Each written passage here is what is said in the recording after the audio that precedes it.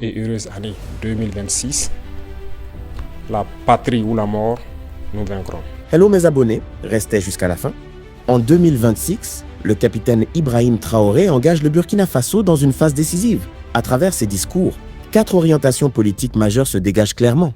Pas des slogans, mais des lignes directrices concrètes que nous allons analyser, fait à l'appui.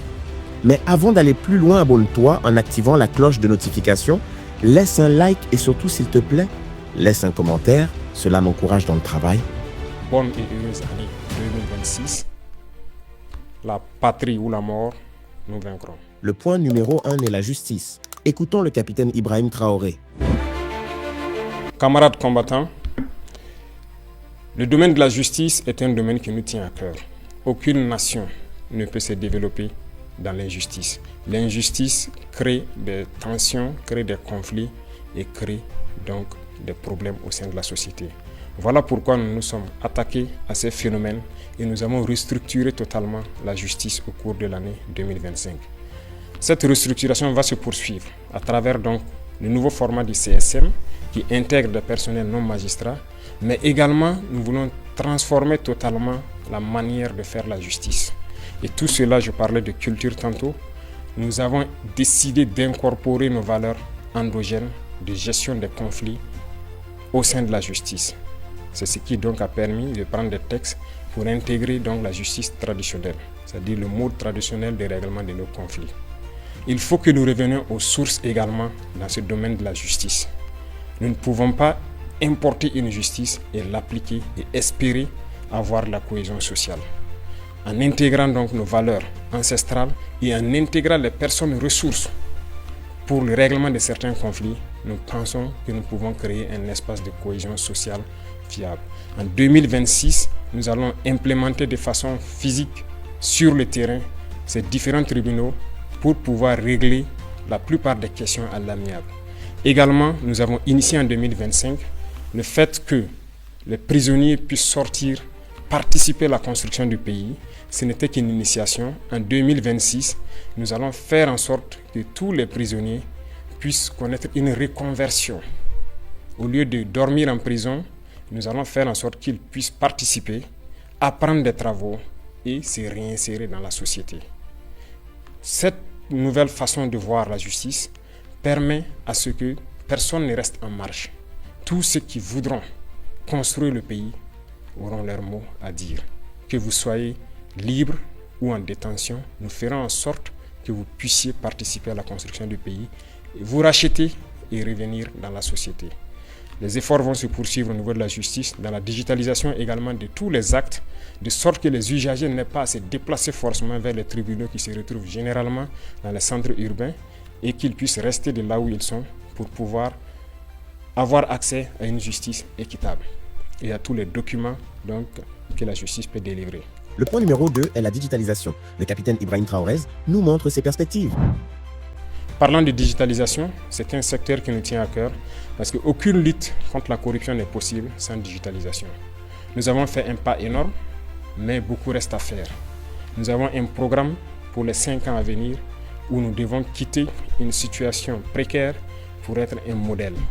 Déjà, le Burkina Faso a pu acquérir ses premiers serveurs de data centers et des grands data centers sont en construction, ce qui permettra à nos ingénieurs de concevoir des applications sans crainte et de pouvoir les héberger sur place. Avant, nous importions des applications que nous ne maîtrisons pas, mais aujourd'hui, la plupart des services au sein de l'administration sont en train d'être dématérialisés et tout cela, c'est grâce à nos ingénieurs informatiques qui font un travail remarquable pour que l'usager n'ait plus à se déplacer vers les services pour forcément avoir accès. De son poste, il peut tranquillement avoir accès à certains services. En plus de tout cela, nous sommes en train de mettre en place des maisons de citoyens. Et les constructions vont démarrer en 2026.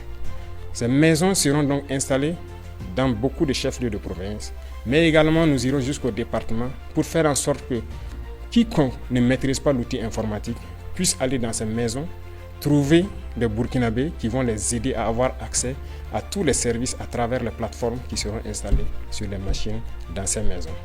Cette digitalisation va se poursuivre et la modernisation de l'administration également va se poursuivre pour nous permettre de lutter efficacement contre la fraude et tous les abus qui puissent exister au sein de l'administration. Le point numéro 3 est la sécurité et la défense. C'est un point sur lequel capitaine Ibrahim Traoré nous fait des révélations. 2025 fut une année où beaucoup de projets ont débuté. Parlant du secteur de la défense et de la sécurité, ce secteur qui nous intéresse tant dans ce combat, beaucoup d'efforts ont été consentis dans le recrutement de personnel au niveau des différentes forces. Également, plusieurs formations ont été entamées au sein de nos propres armées de façon endogène, ce qui a permis de créer beaucoup d'unités spécifiques qui font un travail remarquable sur le champ de bataille. En termes d'équipement, il y a eu l'arrivée au cours de l'année 2025 de beaucoup d'équipements lourds, mais également des équipements stratégiques que nous n'avons pas voulu présenter. Cet équipement va se poursuivre et le renforcement des effectifs va également se poursuivre au cours de l'année 2026 et la guerre va continuer à s'intensifier et notre armée va continuer de monter en puissance. Plusieurs opérations ont eu lieu sur le théâtre des opérations. Nous retenons principalement une opération audacieuse qui a été lancée il y a 2 mois de cela, l'opération qui a été baptisée l'Almazga, en français mur de glace. Cette opération audacieuse a permis à nos forces combattantes de se poser dans les sanctuaires de l'ennemi, là où depuis 5-6 ans, on croyait impossible d'atteindre. Nos unités ont mis pied et ont reconquis ces zones. Ces opérations ont permis donc la reconquête de plusieurs dizaines de villages, en passant par la région donc de Nakambe, Napade notamment aux abords donc, du barrage de Kompianga, en remontant par Namungu dans le Goulmou, en passant par Zagadegan dans le Kulse, mais également la zone de Namsigia autour de Djibo et Toulfé entre Djibo et Titaou. Ces opérations ont été menées avec la plus grande audace et l'ennemi a été écrasé sur le passage de nos forces combattantes qui s'y sont installées et continuent leur progression au fur et à mesure. Les opérations vont se poursuivre jusqu'aux limites de nos frontières pour vaincre cette hydre terroriste qui trouble la quiétude de Burkinabé. L'armée va continuer à monter en puissance, les forces de sécurité intérieure également. Il y aura un petit changement qui va permettre au VDP de se projeter plus en avant pour appuyer les autres forces. Cette situation de conflit a également fait que nous avons malheureusement des personnes déplacées internes qui attendent toujours de rejoindre leur village. La reconquête se poursuit certes, mais au niveau de l'action humanitaire, nous avons entrepris un certain nombre de démarches au cours de l'année 2025, notamment en construisant des abris initialement pour ceux qui sont accueillis dans certains villages, mais pour ceux qui sont réinstallés, nous avons beaucoup d'efforts que nous avons consentis en reconstruisant des écoles, en faisant des fourrages, en aménageant des terres et pour pouvoir les réinstaller et qu'ils puissent vivre dignement au retour dans leurs villages respectifs. Nous allons poursuivre cette tendance parce que nous ne voulons pas que nos populations qui retournent dans leur village restent dans l'assistanat.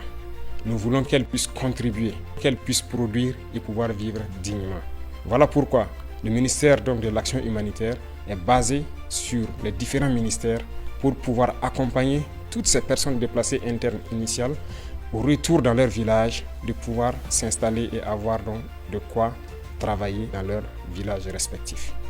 Cette dynamique va se poursuivre d'autant plus que beaucoup de villages sont en train d'être reconquis à l'instant même où je parle. Chaque villageois qui se réinstalle doit pouvoir travailler et se nourrir lui-même.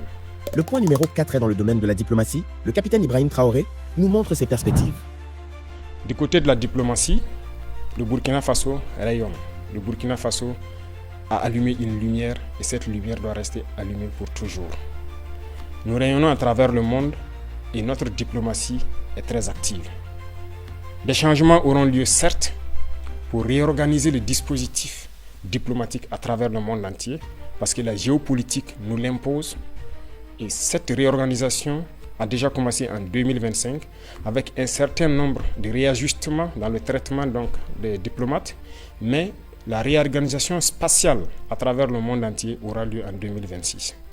Nous allons rediriger notre diplomatie en fonction de la géopolitique actuelle qui vit notre pays. Le Burkina Faso est un pays ouvert pour tous les partenaires, sincères, respectueux de notre souveraineté, de notre liberté et de notre dignité.